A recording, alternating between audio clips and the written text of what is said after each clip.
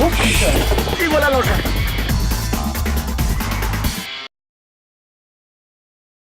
Lui, c'est Christophe Letendre, salarié des menuiseries Bouvet, sponsor principal de la course. Il a été sélectionné et choisi pour porter les couleurs de son entreprise sur cette transatlantique. Nous l'avons rencontré à l'occasion de son stage de survie à la Trinité-sur-Mer.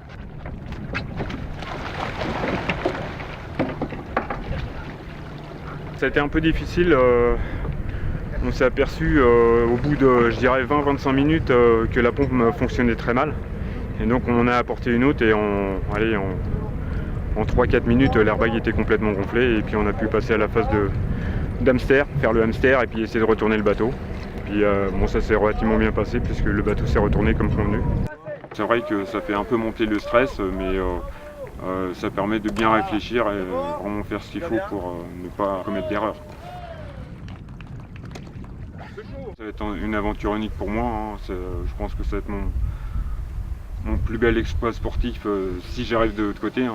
Mon but c'est vraiment d'arriver de l'autre côté. Hein. La première édition donc, en 2009, j'ai participé à la construction du bateau. J'ai suivi donc Eric, le premier skipper en 2009 et en ayant vécu tout ça pendant ces années, mon but ultime était de vivre cette aventure en tant que skipper. On a eu une sélection donc, au mois de juillet où là on était 3 skippers. J'ai été retenu pour la traversée de la Bouvet-Guyane 2012. C'est vraiment un élément que j'adore, hein, la mer. J'ai fait pas mal de navigation côtière. Bon, je dis pas qu'il n'y a pas des phases de stress quand il y a un gros temps, mais c'est un élément que j'apprécie énormément. Alors, au niveau du sommeil, le réglage du bateau est très important pour justement s'économiser. Plus on réglera bien le bateau, moins on aura à ramer. L'idéal, ce serait de se réveiller toutes les 2 heures pour vraiment vérifier la dérive du bateau et le régler si nécessaire. Alors c'est un bateau qu'on a construit depuis le mois de septembre l'année dernière. Hein. Ça fait donc j'avais 20 collègues avec moi pour construire ce bateau. Donc ça a représenté entre 1500 et 2000 heures de travail. Un petit mot à dire. Juste pour le soutien de ma femme et puis de tous les salariés Bouvet qui sont derrière moi, donc que j'aurai en communication tous les jours à 13h, donc avec le PC Course à la société Bouvet. Et je lui remercie de m'encourager.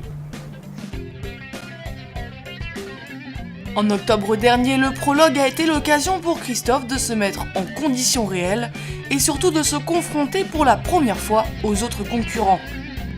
Il a pu également bénéficier des bons conseils d'Éric Lenné, ex-skipper des menuiseries Bouvet sur l'édition précédente et qui repart cette année sous de nouvelles couleurs.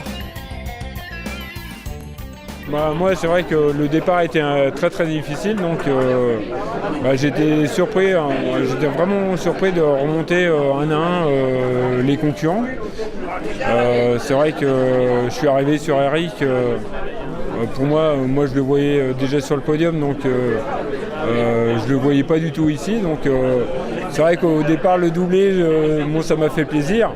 Après, une course, il faut arriver sur la ligne d'arrivée et je me suis fait piéger.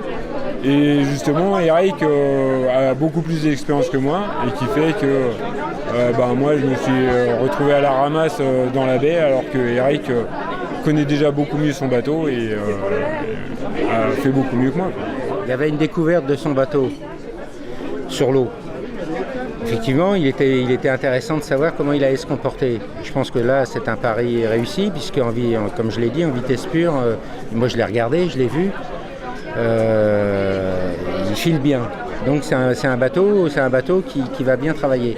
Le mien, effectivement, il n'est pas du tout à l'heure d'aujourd'hui réglé pour. J'ai du mal à le finir pour l'instant, donc il n'est pas dans les conditions de course, c'est clair. Néanmoins, ça n'enlève pas sa vitesse, puisque de toute façon, les autres ont pu être doublés aussi.